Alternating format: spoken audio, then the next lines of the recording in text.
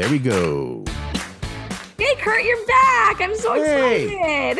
Happy to be back. Thank you. Although I had a good time on my journeys away. It is the Curt and Jen in the morning pod and or video cast for you to listen to and watch whenever you want. Doesn't have to be in the morning. We will appreciate everything that you do on a daily basis, but particularly if you like, follow, and or subscribe to us. That's true. That's all true. That would be awesome. And today... hold on a second, Curt. Yes. Before you even start, I just want to know how your trip to Florida was before we launch in.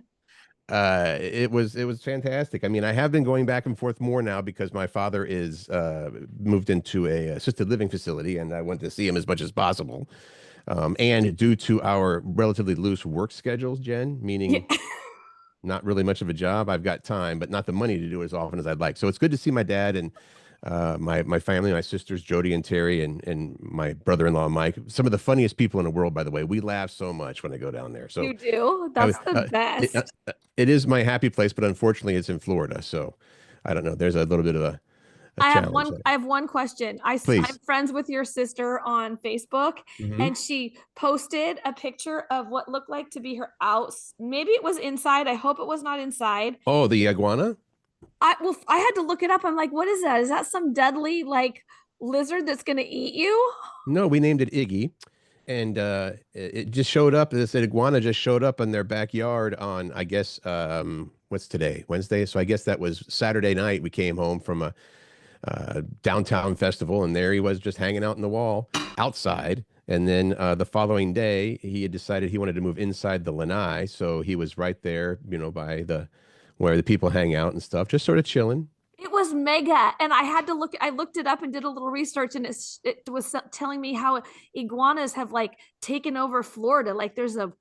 There's many, many, many of them. Well, we actually looked up what to do if you have an iguana, and it appeared for them to say, you can't let it go. You either have to trap it and have somebody come and take it away, which I think they will dispose of it, or they just tell you that you should kill it. I'm like, I'm not going to kill that guy. How would one kill an iguana? Oh, I don't want to say it because you're going to make funny faces. I'd say, cinder block. They'll drop a cinder block on it. No. Oh my God, that's terrible. Exactly. I was not. So anyway, we just said, okay, Iggy, you can chill here for a while. And then after a few hours, he had moved on to the next house, I guess. So that's scary. That would scare me. This is why I cannot move to the south, because they have too many crazy critters. Yeah, I can't do it. You have a lot of things that can kill you. He's not one of them. He was just hanging out. Okay, Curt, I'm sure if he bit you, it would not feel good, but we just leave him alone and he'll be fine. Oh my God. Can you imagine waking up to that in your room?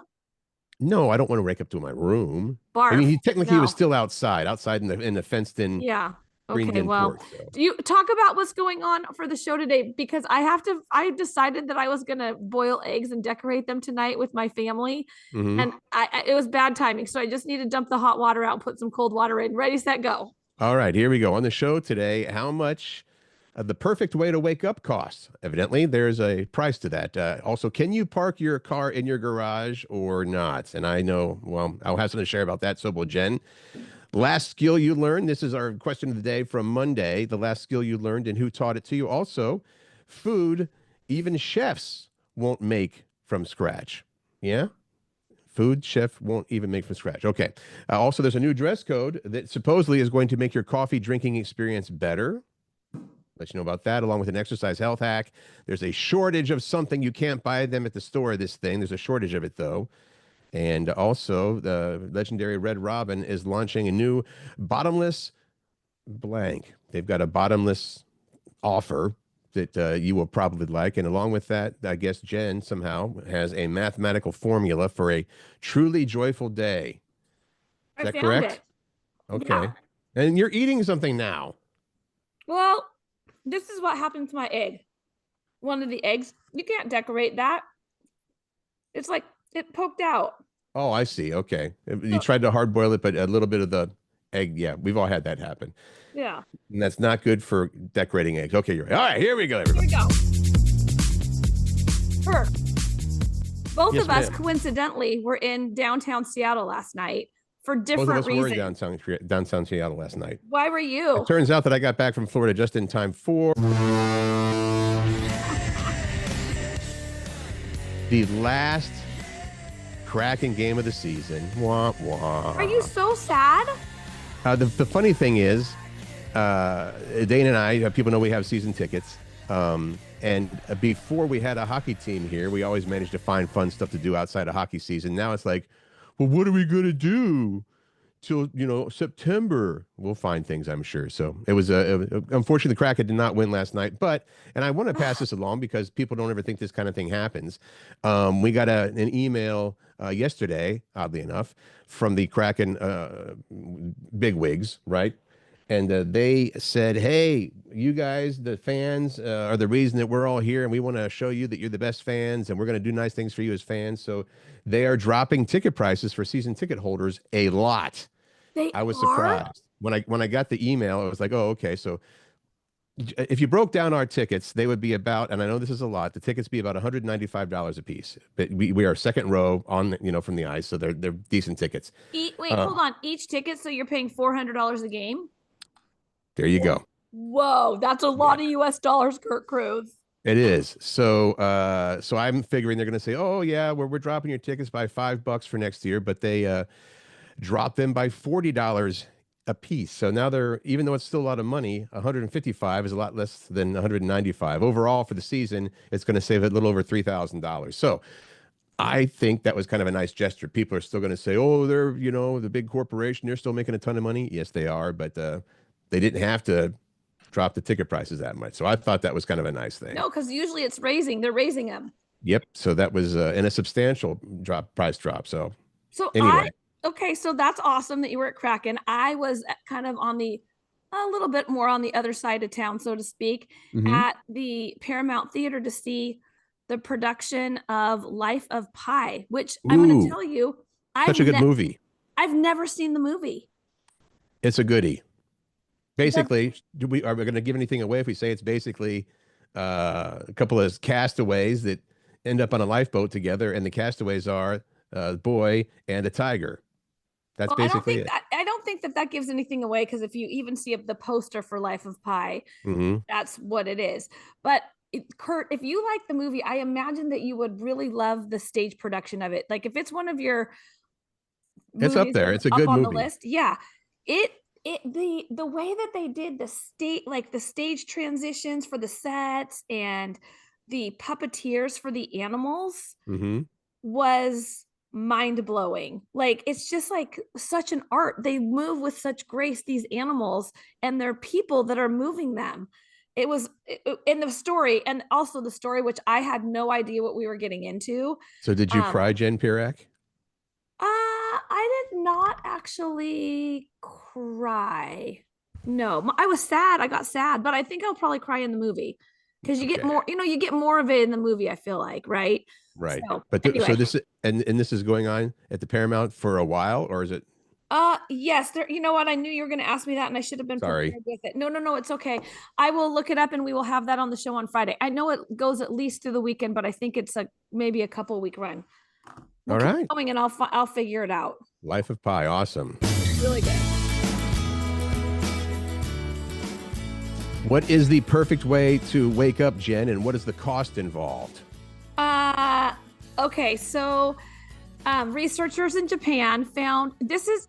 I have things to say about this. Researchers in Japan found that we wake up feeling less groggy and more alert if we let a little bit of sunlight in exactly 20 minutes before our alarm goes off.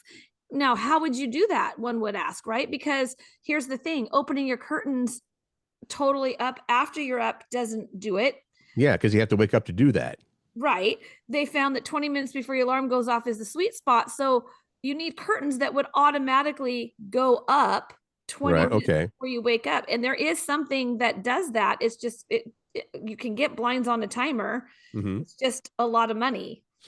150 to 200 US dollars, which, you know what, I guess to get the perfect night's sleep is not that much.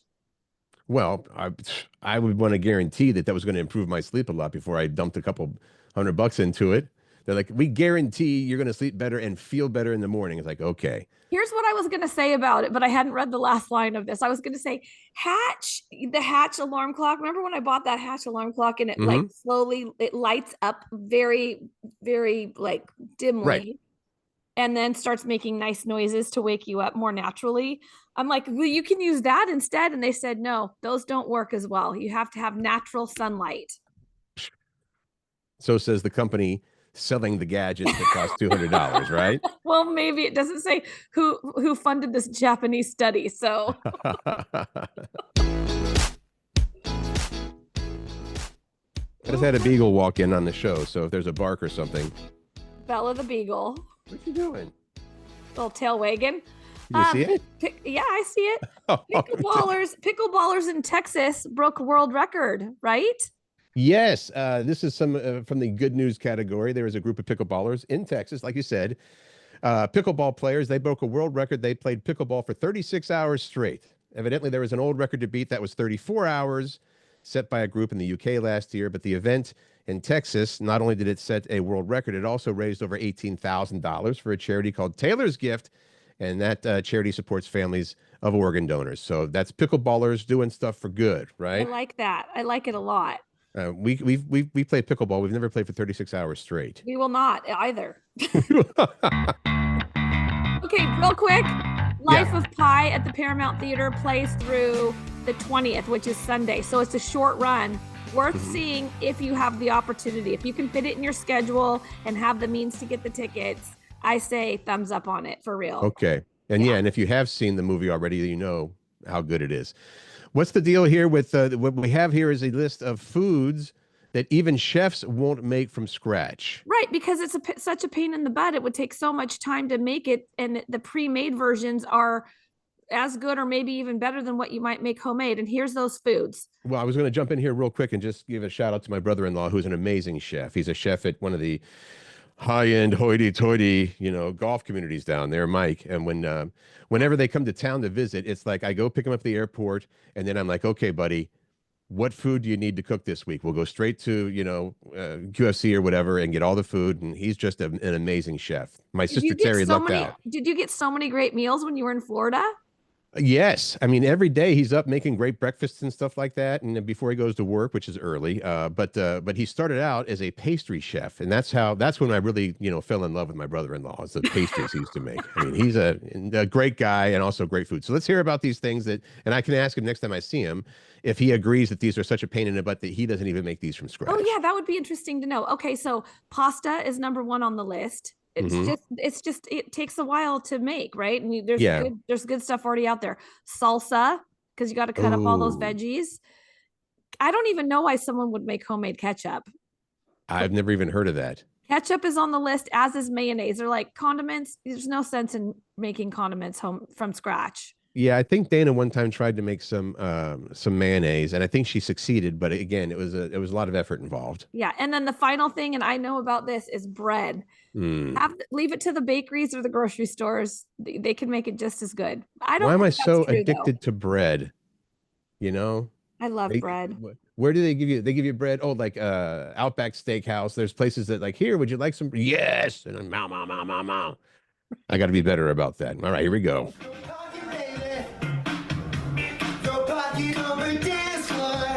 You like that one? Yeah. That's not the Midnight Star version. It's a little echoey. The sound quality not as great. I'm not sure exactly who did that cover. It was just a dude in his garage or something. But this leads to: can you park your car in the garage or the garage, as they would say? And this isn't about do you have the ability, like the skills to get into a maybe a tight space. No, that's not what this is about. Okay, so confession. I'm fortunate at this house to have a 3-car garage, right? Yeah. Well, okay, we've got 2 vehicles in the 3-car garage, so that's pretty good. Yeah.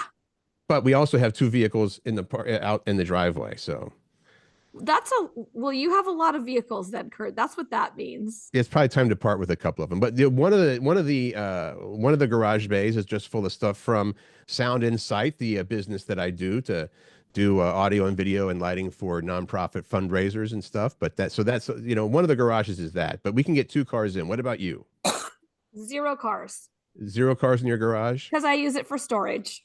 All right. Well, you're in Crap. pretty good company. What's that for Pat?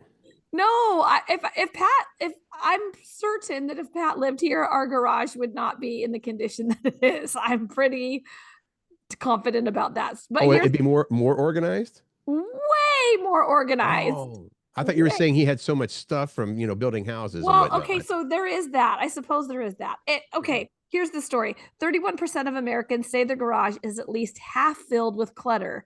That includes 9% who said it's so full they can't park in it. That's me. I'm in the 9%. I should say that the double garage bay, every wall has shelves and every shelf has a lot of stuff on it, floor to ceiling. So, I mean, that might be us as well. The garage is filled with clutter. I wouldn't call it clutter. Yeah, I have those kind of shelves that I have shelves on the sides, and then I also have the shelves that you put above, like on the mount from the ceiling. Yeah. So the 24, about 1 in 4% said their garage is clutter free. Those people are lying. Another quarter, 1/4 said about a quarter full, and the remaining said that they don't have a garage. Well, okay, I haven't mentioned that part. So a significant portion of our home, this poll found, a significant portion of our home is used for storage, at least 100 square feet for most of us. That's about 10 by 10, right? 1 in 5 said more than 500 square feet. That's about the size of a 2-car garage. We have too much stuff, all of us, right? Yeah, and you know what? I was just in San Antonio. I took Macy for spring break. You know that. Yeah. And the people that we stayed with, one of my closest friends, she does not believe in clutter. Her house is so clean and beautiful, and I felt so good being in there that it has somewhat motivated me to try to get rid of some of my stuff, so to speak. Yeah, I have stuff to get rid of too, even in this room. Yeah. We got to keep that pink chair because that's the one you sit in when we're doing the podcast here in person. So I won't get rid of the pink chair. How's that? Yeah. One last stat. 71.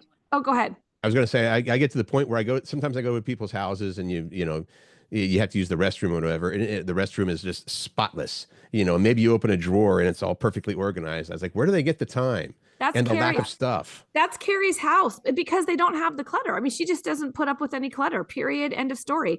Everything has its place. And if it doesn't have a place, she either finds a place for it or gets rid of it. That's exactly right. Wish I had more of that in me. Yeah. Can I give First messages? Darn it, Curt, I wanted to give you this last stat because I feel like it's me and you both from that last story. Please. 71% of people, that is significant, have bought something they knew they already owned because they couldn't find the original. I just did that over the weekend. What'd you buy? I was putting together a playlist for an event coming up, and they wanted to have some Hall and Oates songs in there. And it's like, well, I know I've got somewhere in this place, I've got the CD, for some reason I didn't keep up with Hall and Oates songs when I started downloading songs. So I went to the Amazon and they had a thing where you can buy the CD and it also gives you an automatically download of the songs, an automatic download. So I was like, all right, $7. Even though I knew I already had it, but the pain now $7 versus the pain in the ass of pulling out a vehicle and looking through all those CDs. That to me is money well spent. But some of these things that you said, crazy. All right. We're moving along. Worst messages to send on dating apps. So if worst messages to send on dating apps? Yeah. Okay, if you connect with someone and then need to send them a message, or you are going to like someone and want to send a message to them, because you can do that too. Like on Hinge, you send a little message. Right. These are things that you just should not say. I'm going to run through them kind of quickly. Okay. The first one on here, let's go in reverse order. So things like, tell me why we should date. 40% said that's a bad thing to send. You remind me of my ex. That should be 100% of people saying, don't text that to a new potential date, right? Right. There's things like, are you free tonight? What are you up to? Starting off with, I never message first, but like, these are things not to say. Now, about half of people said, don't send a message of, hey, beautiful, or hey, handsome. I don't know. I think I would kind of like that. Or is that going to come off like, hey, beautiful? Yeah, I mean, it kind of is like, no. Cheesy pickup lines like, "Did it hurt when you fell from heaven?" Oh gosh. Okay. Here's the top three. How are you?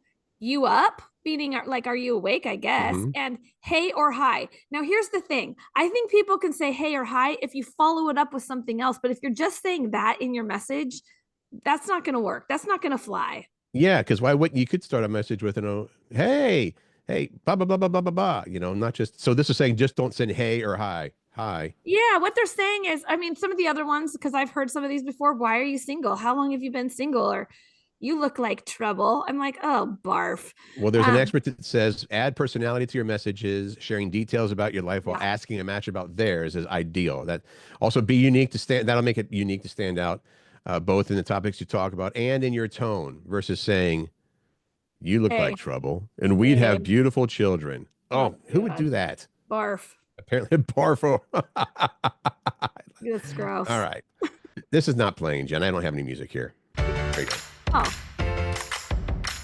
Operator error. this is what I thought was interesting. There's a shortage of something that you can't buy at the store. Because there was the shortage of toilet paper and everyone bought a bunch of toilet paper. And then there Hmm. was a shortage of Christmas trees and blah, blah, blah. Right. Um, There's a shortage of, this is from the New York Post, yeah. saying that there's a shortage of cousins. Let us explain. A shortage of cousins. The idea is that millennial parents are not having as many kids as they were around when they were growing up, right?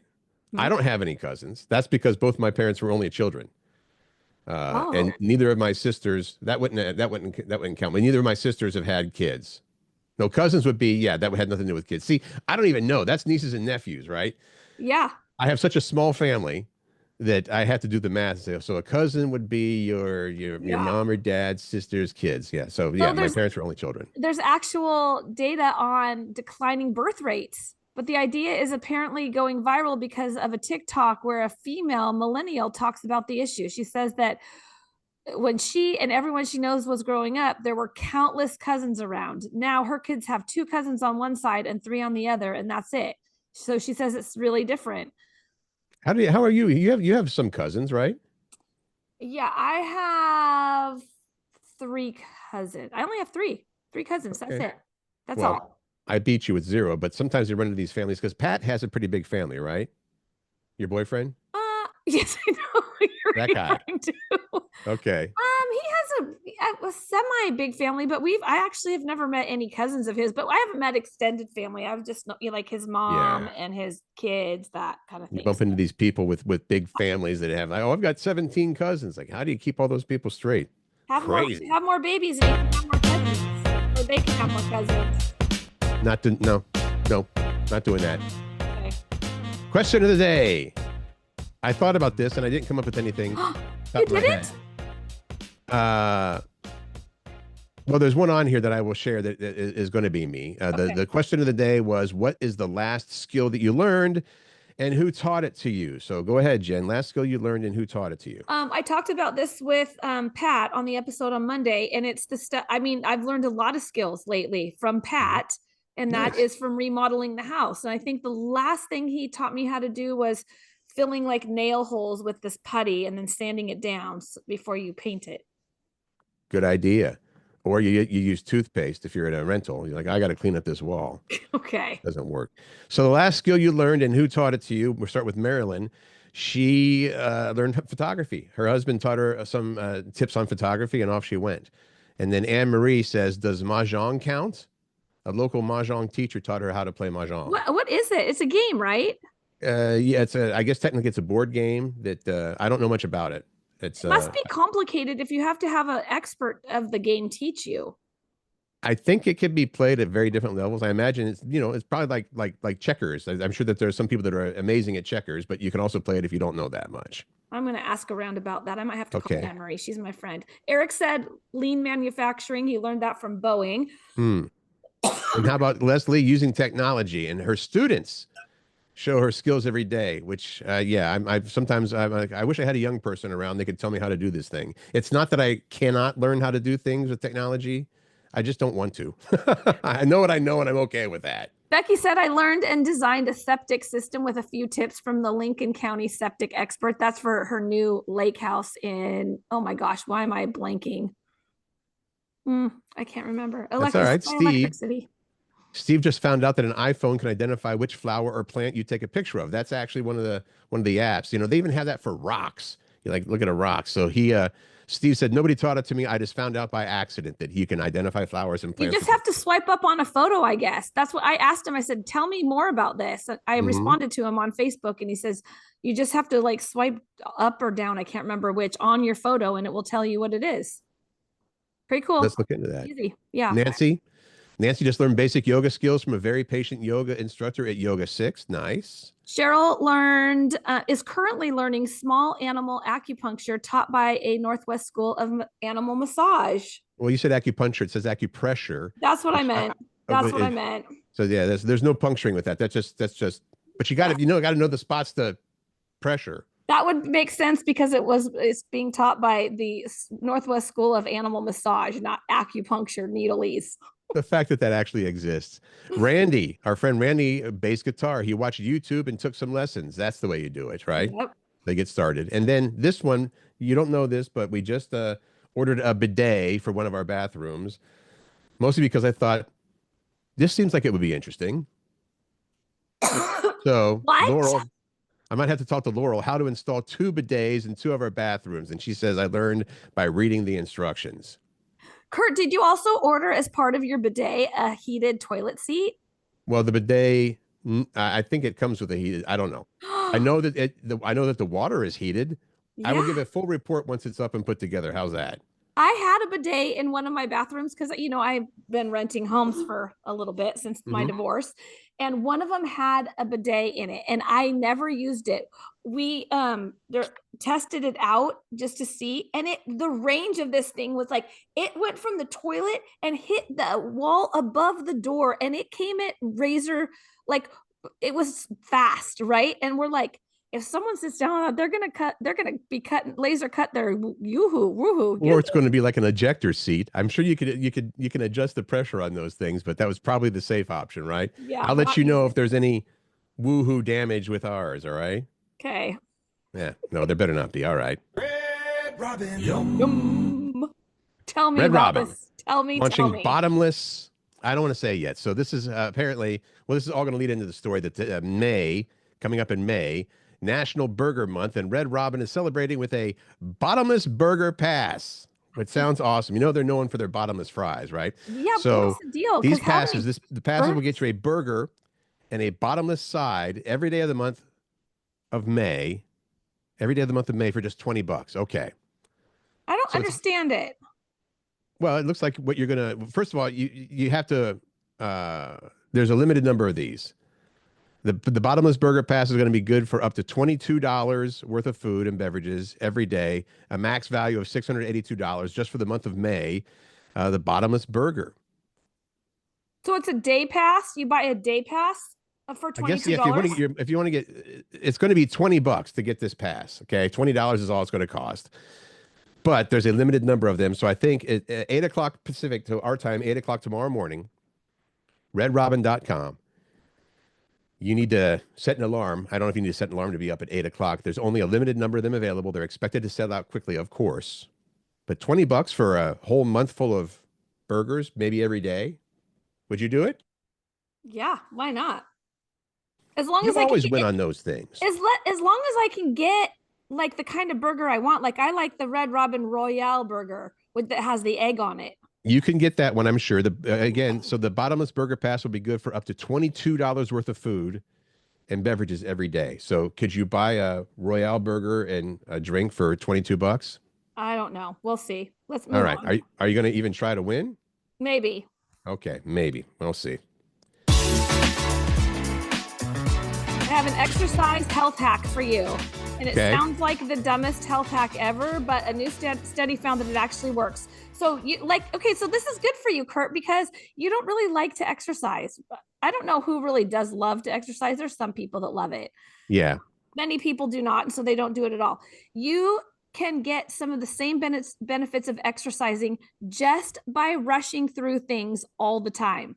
So it's like moving faster with everything that you do. There was a study in the journal called Circulation. They found that doing random tasks and chores faster might do wonders for your health. They tracked down the movements of 24,000 adults for about a week. None of them were people who got regular exercise. And the ones who did minor tasks briskly saw major health benefits years later. Wow. Maybe that, yeah. Well, some people also walk faster than other people too. That probably counts too. But they're saying minor stuff might include quick things like speed, vacuuming the rug, or walking faster when you take out the trash. And even 5 minutes of rushing per day made a difference. So there you go. Just rush through things. You're going to be healthier just for that. Okay. Jolene. A quick update on this. Cat owners. I didn't know this even existed, but apparently your cats can suffer from something called Dolly Parton syndrome, which, if you think about it, I guess is aptly named. They're saying this stuff, it's called feline mammary hypertrophy. Thank you. What in the heck is this about? What? Basically, it affects female cats. It's a scientific way of saying that they have huge cat boobs. That's why they call it Dolly Parton syndrome. They have huge cat boobs. Unfortunately, it can be uncomfortable for cats. It causes major swelling in their mammary glands. So to minimize the risk of Dolly Parton syndrome with your cats, veterinarians recommend getting your female cats spayed at a young age, and that should take care of it. Otherwise, I thought you'd appreciate that story. Curt, you are the one that put this story in here. Of course, you want to talk about boobs. Onward. All right. Starbucks. Black coffee. I don't even know this song at all. Black coffee in bed? No. It would be by Squeeze if we weren't playing a cover of it.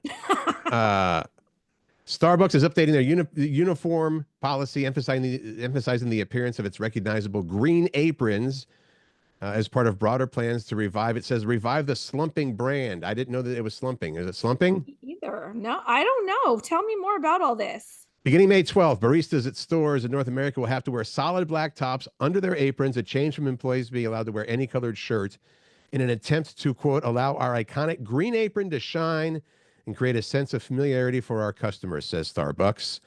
They say that the dress code changes will help deliver a more consistent coffee house experience that will also bring simpler and clearer guidance to our partners, which means they can focus on what matters most, crafting great beverages and fostering connections. They're also changing their pants. Like it's tweaking pant colors with employees soon to be required to wear khaki, black, or blue denim, a change from being allowed to wear navy gray or brown. Do you think employees are going to be up in arms about this one? You can't make me wear khaki pants. Well, you know what? I feel like that if you can't wear what you already have, then they should be supplying employees with at least some kind of basic whatever, like wear this or wear some version of this, but this, we're giving you this to wear. You know what I mean? Seems like there's a lot of options, though. I mean, black tops and then your option of khaki, black, or blue denim. I mean, you can wear jeans. That's awesome. Yeah. No, I don't know. But I also, this thing they said at the end is going to make it a better coffee experience for the rest of us. I kind of wonder how much that's going to change. So. I mean, come on. Most people go through the drive-thru, they're barely going to see it. Especially your pants. You don't even have to wear pants. You're working the drive-thru. I think they wear pants. I'm not sure. I love this story, by the way. Okay. I love it. There's a mathematical formula for a truly joyful day. So researchers claim they figured out the secret to having a great day, but it involves math. Well, kind of, it involves math. They analyzed how thousands of people spend their time across more than 100 activities. And they compared how the people rated their day based on the activities that they did, and then came up with this scientific formula for the best day ever. It equals this. You ready? Yeah. Follow along. 6 hours with family, plus 2 hours with friends, 1.5 hours of extra socializing, 2 hours of exercising, 1 hour of eating and drinking. Then you add a less than 6 hours of work. So all of that with less than 6 hours of work, indulging in 1 hour of screen time, and no more than a 15-minute commute. And that it will be the perfectly joyful, truly joyful day. I want to find a person that can actually accomplish all these things every day, particularly the 15-minute commute. and the 1 hour of screen time. I want to go back up to farther up to the top of that list, and that's 2 hours of exercise. What? Well, if you're speed vacuuming and that counts as exercise, maybe that's the way to do that. But there's a 15-minute commute is tough, I think, for anybody, unless you, lucky enough to live just down the street from where you work. So someone tried to do this and they found that you don't need to hit every mark to feel better. You just need to make some intentional tweaks, like cutting back on social media and get outside for some light exercise. Make an effort to hang out with people that you love, and close your laptop when your workday is done, not when your nervous system collapses. They say it's all about choosing presence and productivity and connection over convenience. I like it. Okay. I know. This little story is gonna lead into our question of the day. Well, it is our question of the day. Let's go. What is something that you would never buy, even if it was discounted by 99.99%? So basically free. A new poll found about 6 in 10 Americans say being frugal has become cool, if not necessary, because, well, people are having a hard time affording things. That doesn't mean we'll buy anything just because it's on sale, though, Jen. Yes. Somebody recently asked, what's something that you would never buy, even if it was discounted by 99.99%? What do we got? Some of the answers here. So some of the answers that other people have said that aren't part of our audience. So we're going to post this same question on our Facebook page, Curt and Jen in the Morning, or it will be on my personal Jen Pirak Facebook page. But here's some things. Gas station sushi. Never buy, no matter if it was 99% off. Curt, you're going to take this off the list. Someone answered this, and I'm like, you should leave it on because it's true. Used underwear. Because you're like, who even sells used underwear? You're like, yeah, you can get it. You go to any of the like garage sales. Like there's people will sell this stuff for all right. How about the person who said a boat, way too much maintenance and monthly costs? Agreed. Would anybody like to buy a boat? You have a boat, Curt Cruz. Somebody said, though, something that they'd never buy if it was discounted by 99.99% is black licorice. I also agree with that. That's so gross. And someone else said Crocs. That's not fair to Crocs. And if you really don't like Crocs, and someone said an OnlyFans subscription. So we want to know what you'll say to this question, what your answer is. Question again, something you'd never buy, even if it was discounted by 99.99%. I'll have to think about that because there are things. Jen will buy anything if it's on sale, I believe. Curt, as we end our show, how would you describe our show? Would you describe it as I think it's full of fun and joy and you learn something? It's I think so. Conversation starters, right? Yeah, I mean, that's the goal, right? Yeah, I think so. I was just wondering what you might say. Plus, we still enjoy entertaining, and we can't do it on the radio temporarily, so... Yeah, so there you have it. This way. Have an awesome Wednesday. We're going to see you on Friday with a new episode. Until then, make good choices, find joy, spread kindness, and laugh. Laugh. Cool. Have a good one.